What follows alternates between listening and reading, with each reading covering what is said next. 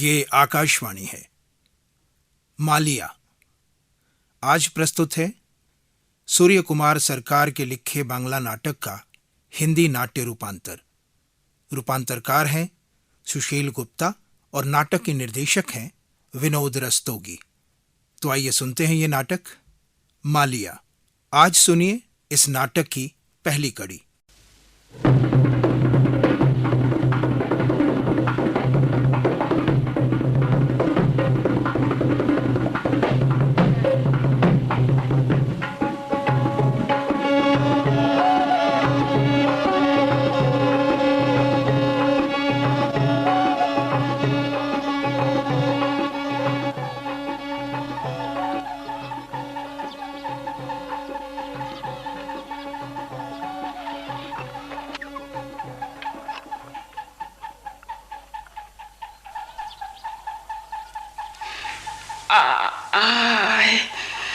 आय मैया, आय मैया रे, बप्पा रे, गठिया के दर्द से जान निकली जा रही है। अरे ओ तपर, तप्पू, अभी मुझे फुर्सत नहीं है दादी माँ। ए मोर भैया, मोर सोना, मोर मानी, जहर बुझी दर्द के मारे तो मेरे प्राण निकले जा रहे हैं। अरे जरा सी देह दबा दे मोर भैया। अब मैं बड़ा हो गया हूँ दादी माँ, अब भी क्या मैं औरतों के हाथ पांव ही दबाता रहूंगा? अरे बचवा, मैं ठहरी गठिया की रोगी। अरे आय बड़ा हो गया, इसलिए तू अब मेरे भी हाथ पांव नहीं दबाएगा रे। अगर कहीं तू मेरा नाती ना होकर नतनी होता तो मुझे इस तरह दुत्कारता नहीं।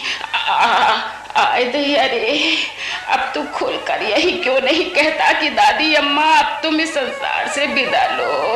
क्या बेकार की बातें करती हूँ दादी माँ, स्कूल का वक्त हो गया है, मैं किताब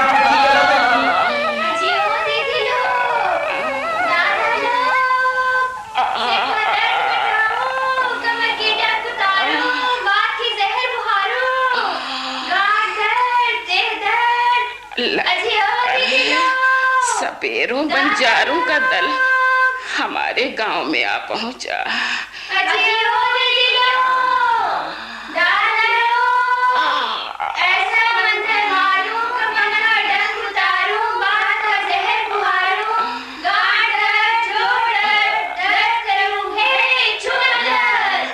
ओ बंजारिन, जरा इधर तो आना, हमारे आंगन में। कहाँ बड़ी मैया? अरे इधर की तरफ से, हम बरामदे में ही तो पड़ी है। आ इधर चली आ, जरा हमारे दर्द का जहर भी उतार दे। लेकिन तू पैसा कितना लेगी बोल? कुछ भी नहीं लेंगी बूढ़ी मैया, जो मन में आए वही दे देना। हाँ, मगर तुम्हारे शरीर का सब जहर दर्द एक चुटकी में खींच लूंगी। हाँ खींच ले बहनी, नहीं तो खाली तेल मालिश से आय दया इस बूढ़े शरीर का जहर आखिर कैसे जाएगा। आय मैया रे, बप्पा रे। देखो, लाओ जरा कमर तो देखो। ए बूढ़ी माँ, जरा इस तरफ। हाँ, इसी तरह मुंह घुमाकर लेटी रहो। मालिया, क्या है माँ? तुम्हारे संग ये कौन है जी? ये मालिया है माँ जी, मेरी बेटी। मेरी आंखों से तो कुछ दिखाई नहीं देता, लेकिन आवाज बहुत मीठी है। इधर आ, एक नजर मैं भी तो देखूं। ना ना ना ना, हिलना नहीं बूढ़ी माँ, चुपचाप पड़ी रहो। अब मैं जहर चूसने ही वाली हूँ। तो तेरी बेटी का नाम तो मालिया है, तेरा नाम क्या है री? मेरा नाम श्रीमती है। अब थोड़ी सी तकलीफ तो जरूर होगी। अरे मर गई दैया, अरे बाप रे, तू क्या मेरी कमर में सुइयां चुभ हो रही है? हिलने डुलने से सुई तुम्हारी कमर के आर पार हो जाएगी। आर पार क्यों होगी रे? तू अपनी सुई वो निकाल लेना बहना श्रीमती। हाँ हाँ निकाल तो लूंगी।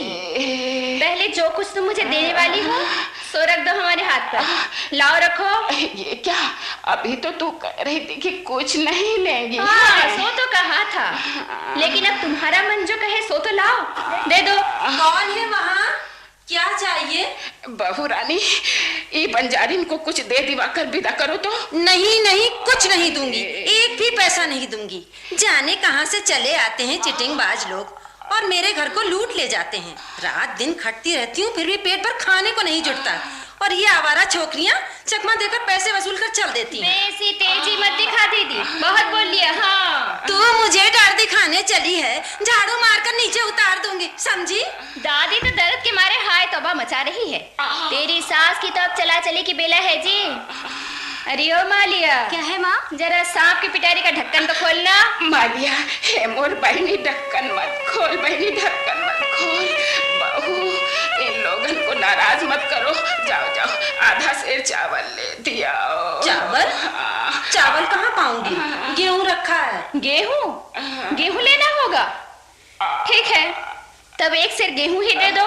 बैठी रहो, लाया देती हूँ। ले, अब तो सुई निकाल ले श्रीमती। हाँ हाँ, वो तो निकाल ही लूंगी। इससे पहले जरा अपना पावना तो वसूल लूं। ये ले, चल आंचल बिछा। पूरा एक सेर है ना? अरे, इस पर रुपया कहाँ है? रुपया? रुपए की तो बात थी नहीं श्रीमती। थी तो नहीं, लेकिन अब है। लो, फूंक मारकर मैंने उस जगह का दर्द बिल्कुल साफ कर दिया। अब यहाँ 2 रुपया टिकाओ, इससे 1 पैसा भी कम नहीं लूंगी। इस पर अब रुपया भी? बहू रानी, मुझसे बड़ी चूक हो गई। अरे इसे 2 रुपया निकाल कर दे दो। तुम गोविंद के बारे में मत डरो, मैं खुद ही अपने बेटे को बता दूंगी कि मुझसे बड़ी चूक हो गई। आय दया रे। ले, ये ले रुपए, अब चल भाग। मालिया, गेहूं और रुपया झोले में डाल ले। बेटी साथ में थी इसीलिए तुम बच गई बूढ़ी माँ, वरना सपेरिन जब नाराज होती है तो गृहस्थ लोगों का सर्वनाश करके ही दम लेती है। अरे खैर जाने दे, सब कुछ तो मिल गया, अब तो सुई निकाल ले। अरे निकाल लूंगी भाई, निकाल लूंगी, सुई भी निकाल लूंगी। काल विषय जर जर गांठ दर्द जोड़ दर्द दर्द सिरोही मरमर, दर्द नहीं तीस नहीं बात नहीं जहर नहीं, किसके हुक्म से? महादेव जी के हुक्म से। दर्द नहीं पीर नहीं, किसकी आज्ञा? जहर जहर, काली दह में डुब डुब गुडुब गुडुब सब चूस लिया। लो, ये रही पानी की बोतल। फिर इसे पानी कहा तूने? ओए माँ, मैं तो भूल ही गई। पानी? हाँ, पानी। लो, उस बोतल के पानी से मुंह धो लो माँ। ला दे। चल, अब हम चलें। अरे तेरी बेटी को तो मैं पहचानती हूँ श्रीमती। ये तुम क्या कह रही हो बूढ़ी माँ? इससे पहले तो यहाँ कोई गांव ही नहीं था। तुमने मेरी बेटी को यहाँ कहाँ से देख लिया? हाँ भाई, देखा है, वही कंठ, वही मीठी मीठी आवाज। जरा वो गीत तो गाकर सुना श्रीमती। मेरा नाम मालिया है। मालिया क्यों? श्रीमती नाम ही अच्छा भला तो था रे। तू एक बार जरा वो गीत सुना तो सही, मैं ठीक ठीक ठीक बता दूंगी कि तेरे बाप का क्या नाम था और माँ का क्या नाम था। मुझे भी ये बुढ़िया कुछ पहचानी पहचानी लग रही है। कौन सा गीत बूढ़ी माँ? मुझे तो आज भी अच्छी तरह याद है वो गीत। दम दम कंटोनमेंट के रेलवे स्टेशन पर गाड़ी रुकते ही गुनी मंडली के साथ साथ तू गाया करती थी। तुझे याद नहीं आया? मैं कब गाती थी भला? बापू साथ हो तो मैं कभी गाना नहीं गाती। तू चुप रह मालिया, जरा चुप रह। जरूर ये मेरे बारे में ही पूछ रही है। तू पूछती है? तू कब गाती थी? अरे यही कोई 20 साल हुए री। हाँ, 20 साल पहले की ही तो बात है। अच्छा, अब मैं चलूं बूढ़ी माँ? लेकिन 20 साल पहले तो मेरा जन्म भी नहीं हुआ था। ले, याद आ गया रे। अब तो मुझे वो गीत भी याद आ गया। सांप खेला देखो आकर, आओ दीदी बहना। सब कुछ मिलता जा रहा है। गोविंद, कैंटोनमेंट स्टेशन, सपेरा गीत। ये गोविंद की माँ मेरी ही बारे में। मालिया, गुनिया तेरा बाप था ना? अरे सुन तो सही। चली गई। यानी अभी मैं गोविंदा की माँ से बातें कर रही थी, वैसे ही घमंडन, वैसे ही जिद्दी गोविंद की माँ। हाँ, पहचान तो मैं भी गई थी उन्हें। माँ, तुम अपने आप क्या बुदबुदा रही हो? हाँ? नहीं, कुछ भी तो नहीं। चल, अब अपने तंबू में लौट चलें। क्यों माँ, पहले घर में ऐसी अच्छी बोहनी हुई। हाँ, बोहनी तो हुई, लेकिन जाने क्यों मेरा सिर घूम रहा है हैरी। चल, तंबू लौट चले। अच्छा माँ, सपेरों का वो गीत सांप खेला देखो आकर आओ दीदी बहना, तुम क्या बहुत अच्छा गाती थी? हाँ, आता है मुझे वो गीत। माँ, पहले बापू के साथ क्या तुम भी गाया करती थी? अरे, गाती तो थी। ये क्या माँ, तुम रो रही हो? नहीं रे, रोऊंगी क्यों? गाने तो तुम इतने गाती हो माँ, लेकिन बापू के साथ तुम्हें ये गीत गाते हुए मैंने कभी नहीं सुना। क्यों माँ? तो चुप रह, तो एकदम चुप हो जा। अच्छा, ये कैंटोनमेंट स्टेशन कहाँ है माँ? अभी तू चुपचाप चल, तो रात को बताऊंगी। रात जब तुझे नींद नहीं आएगी ना, तब बताऊंगी। वही गीत गाकर तुझे थपकियां देकर सुलाऊंगी। मुझे वो सब याद है। याद है कैंटोनमेंट स्टेशन के यार्ड में मेरे बाप की झोपड़ी और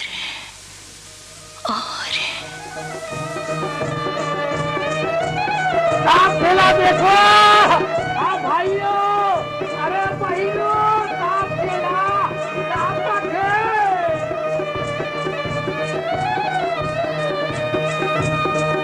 आओ देखो सांप खेला, आओ दीदी बहना।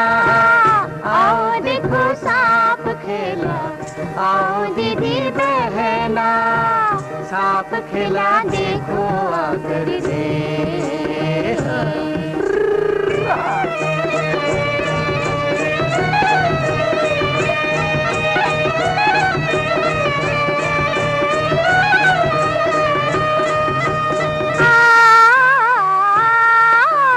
जब जब नाग फन फैलाए,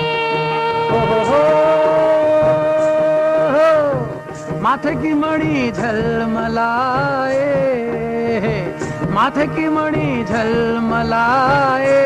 जैसे बिजली चमक जाए हो बहना, बिजली चमक जाए हो बहना, बिजली चमक जाए। खा खा वकीला को खा, पकड़ पकड़ कर खा।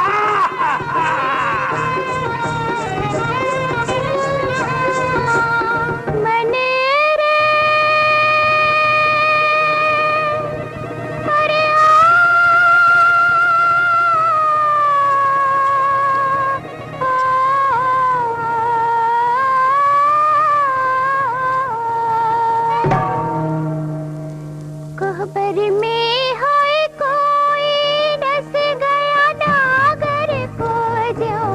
कोहबर में है कोई डस गया नागर को।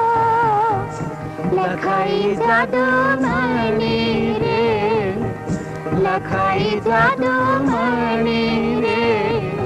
क्या हुआ मिथुना को, हाय रे क्या हुआ मिथुना को।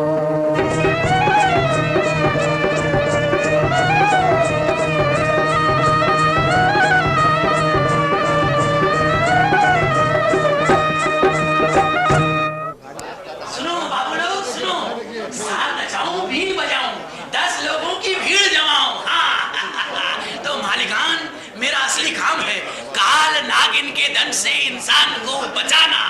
जानते हैं मेरे उस्ताद का क्या हुक्म है? उनका आदेश है, बेटा सांप दिखाने के बदले में पैसा कभी मत लेना, विष उतारने का पैसा भी कभी मत लेना। हाँ, तो मेहरबानों, सज्जनों, माताओं और बहनों, ये जो छोटी छोटी जड़ी आप लोग देख रहे हैं ना, इनमें से एक जड़ी उठाइए और लाल धागों सहित कमर या हाथ में बांध लीजिए बस। सांप आपको कभी भी छू नहीं सकता। अब आप पूछेंगे दाम क्या है? यहाँ केवल 8 आने, 8 आने, 8 आने, सिर्फ 8 आने। लीजिए, कौन लेगा?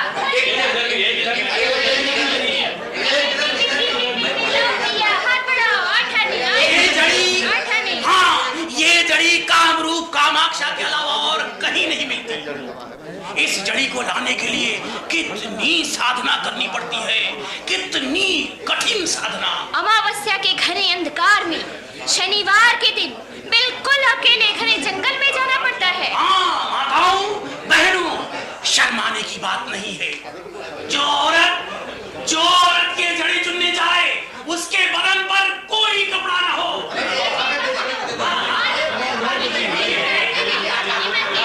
लीजिए, शरीर के किसी भी अंग में बांधने पर निश्चित फल मिलेगा। बांधने वाले को काल भी छू नहीं सकता। लीजिए बाबू लोग, नहीं आएगा लौट के।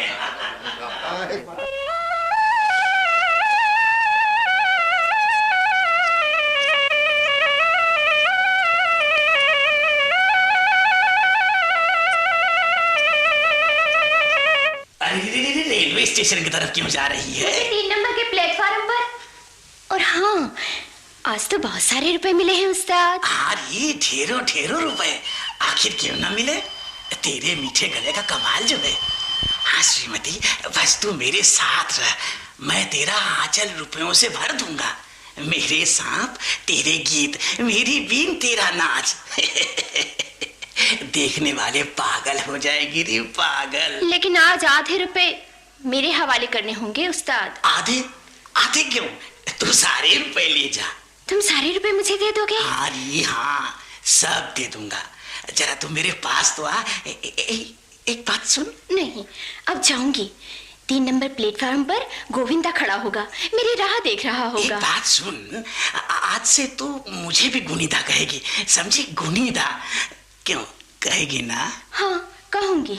जा, आज के ये सारे रुपये तू ले जा। कल हावड़ा स्टेशन पर सांप का खेल दिखाऊंगा, वहां जो मिलेगा उसमें भी आधा हिस्सा तेरा।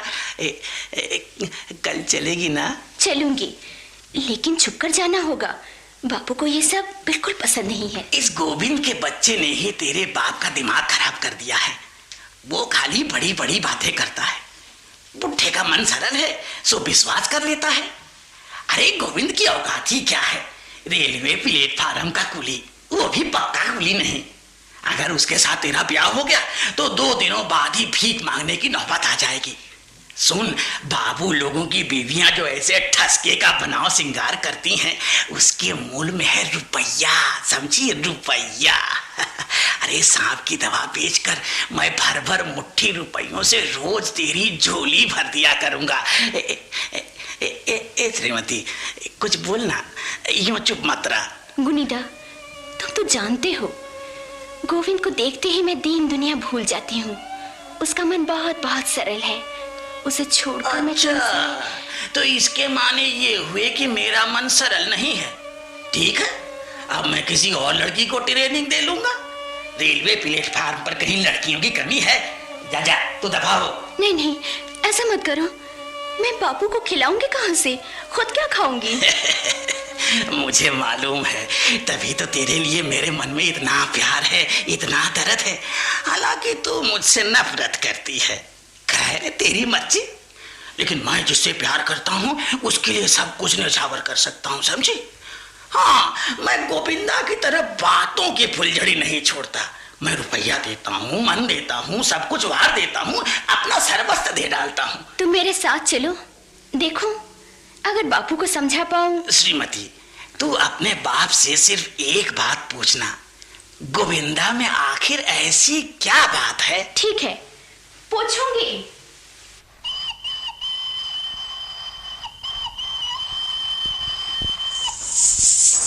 गोविंदा, लगता है श्रीमती आ रही है ना?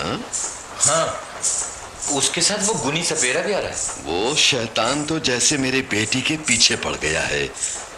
श्रीमती। हाँ बापू। तेरे पाँव में घुंघरू क्यों है रे? बापू, तुम नहीं जानते, गुनी उस्ताद के साथ गा बजा रही थी। लो, ये रहे 10 रुपए। क्या कहा? तेरी ये हिम्मत कि तू मुझे सुनाए कि तू उसके साथ गा बजा रही थी? घुंघरू पहने पहने तू मेरे घर में चली आई। घर? इसे तुम घर कहते हो बापू? रेलवे प्लेटफॉर्म के यार्ड में 3.5 हाथ लंबी एक कुठरिया, ताड़ के पत्तों की छावन, न दरवाजे न खिड़की, इसे तुम घर कहते हो? हाय रे घर। खैर, ये रुपए उठाकर रख लो बापू। तारक मंडल ऐसे रुपयों पर थूकता है। रिफ्यूजी हूं, इसलिए भिखारी बनना पड़ा, लेकिन अभी भी मैं निरा जानवर नहीं बना रही। और गुनी, तो अब चला जाए यहां से। तुम रुपयों पर थूकते हो? इतना बड़ा घमंड? अरे अगर मैं रुपये न देता तो तुम्हारे हाड़ हाड़ पर घास उगाती, और वो घास गाय भैंसे ही चरती। चुप रह शैतान, चुप रह। चंद पैसों का लोभ दिखाकर तू मेरी बेटी का सर्वनाश करना चाहता है। अरे ये तेरे बस की बात नहीं है। सती मैया के गर्भ से पैदा हुई है मेरी बेटी। अगर तूने इसका स्त्रीपन बिगाड़ने की कोशिश की तो मैं तुझे कच्चा चबा दूंगा। अरे कच्चा मांस क्यों चबाओगे तारक मंडल महाशय? अच्छा, एक बात तो बताओ, इस गोविंदा कुली के मुकाबले में मुझ में क्या कमी है? क्या मैं तुम्हारी लड़की का तुझ जैसे वर के मुंह पर थूकता हूं मैं। अच्छा, ये बात है। लगता है तुम्हें राजपुत्र दामाद चाहिए। पुच्छ कटा कुत्ता बाघा नाम। गुनी, अब तक तो तेरी बातें सह ली, अब आगे एक शब्द भी न बोलना। अरे अपने से बड़ों को तू कुत्ता कहता है? तेरी इतनी हिम्मत? अरे ओ श्रीमती, इस मेढकी को भी जुकाम होने लगा। अबे ओ गोविंदा, क्या कर लेगा तू मेरा? तेरे पास आखिर है ही क्या? पैसा, घर, हिम्मत, इनमें से कुछ भी है? खैर छोड़ यार, जिसका वो बाप लगता है जब उसी को बुरा नहीं लगा, तो मैं कौन होता हूँ बीच में बोलने वाला? गुनीदा, इस वक्त तुम यहाँ से चले जाओ। अच्छा, तू कहती है तो चला जाता हूँ, लेकिन जरा सोच समझ कर फैसला करना। हाँ, अब मैं भी चलूं मंडल बापू? नहीं गोविंदा, तू यहीं से जरा अपनी माँ को आवाज देकर बुला ले। मुझे उससे कुछ कहना है। माँ को बुलाऊं? भला क्यों? वो तू अपनी माँ के आने पर ही सुन लेना। अच्छा, मैं ही आवाज लगाकर बुला लेता हूं। ओ गोविंदा की माँ, गोविंदा की माँ, अरे जरा एक बार यहाँ तो आओ। क्या हुआ? क्या बात है श्रीमती के बापू? अरे मुझे तुमसे कुछ जरूरी बात करनी है, काम की बात। आती हूँ दादा, अभी आई। माँ, ट्रेन आ रही है, जरा उधर ही रुक जाओ।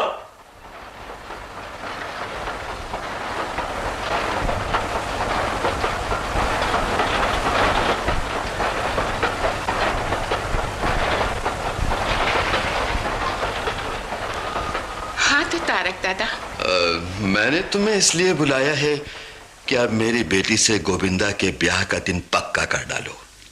गुनी मेरी बेटी के पीछे जैसे पड़ा है, अब मुझे भरोसा नहीं होता गोविंदा की माँ। दादा, जब मैंने जबान दी है तो तुम्हारी बेटी को लेकर ही जाऊंगी। तुम्हें तो ये भी मालूम है कि मेरा गोविंद बिल्कुल राम है, राम। माँ की आज्ञा वो कभी नहीं टालेगा। लेकिन एक बार उसकी भी राय जान ले दादा, तुम भी सुन लो उसकी राय। इस रेलवे स्टेशन के यार्ड में ब्याह नहीं हो सकता? क्यों नहीं हो सकता?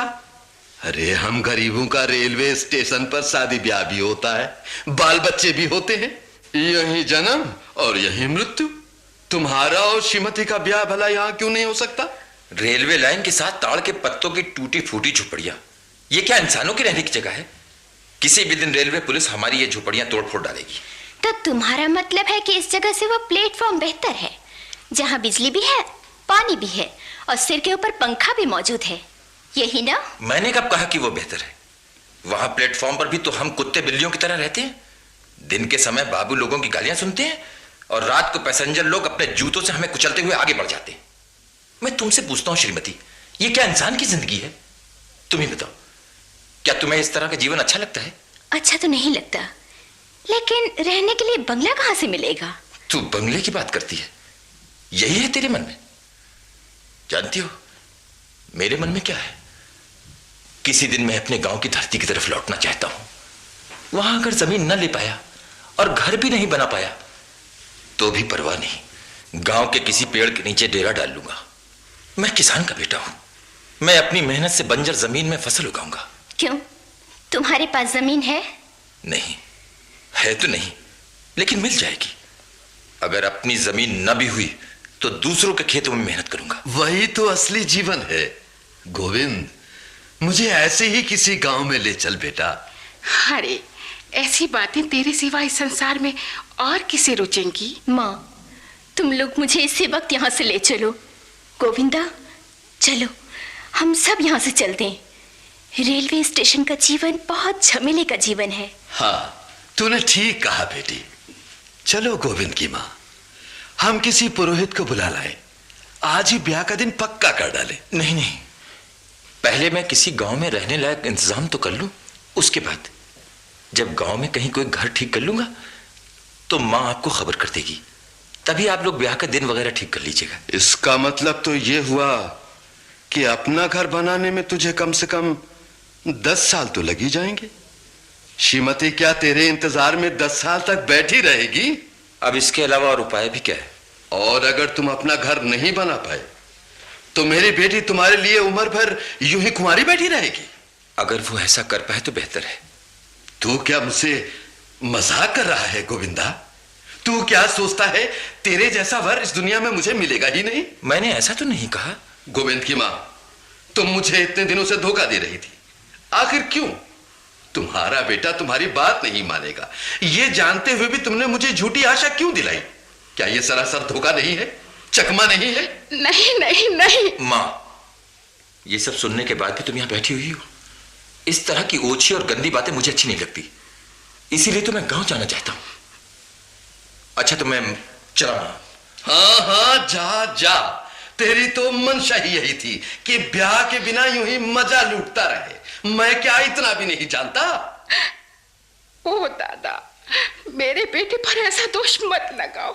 वो श्रीमती को सचमुच प्यार करता है, तभी तो वो इसे गांव में अपने घर ले जाना चाहता है। आज तुम ये बात नहीं समझ पा रहे हो, लेकिन एक ना एक दिन जरूर समझोगे।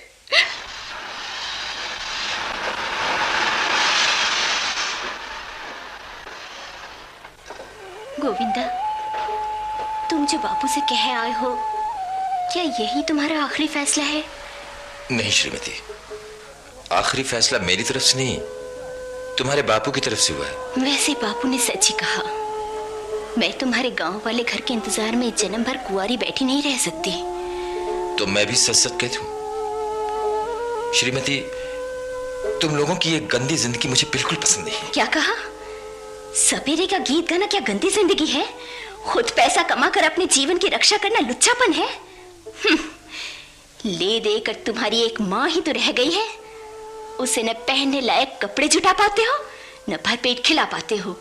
यही है क्या तुम्हारा साधुपना? कायर कहीं के। श्रीमती, मुझे गालियां देने से क्या लाभ? अच्छा सच कहो, तुझे भी सपेरों के गीत, कच्चे पैसों का लोभ और गुनी की मनमोहक बातें क्या अपनी तरफ खींच नहीं रही है? हाँ, खींच तो रही है। हाँ, मुझे पतंग की तरह अपनी ओर खींच रही है गोविंदा, लेकिन डोर तो तुम्हारे हाथ में थी, तुम्ही ने ढील दे दी थी। इसमें मेरा क्या कसूर? अरे सुनो तो सही, कहाँ चल रही है? श्रीमती, अरे श्रीमती, तुम यहाँ खड़ी क्या कर रही हो? आओ, चलो चलो।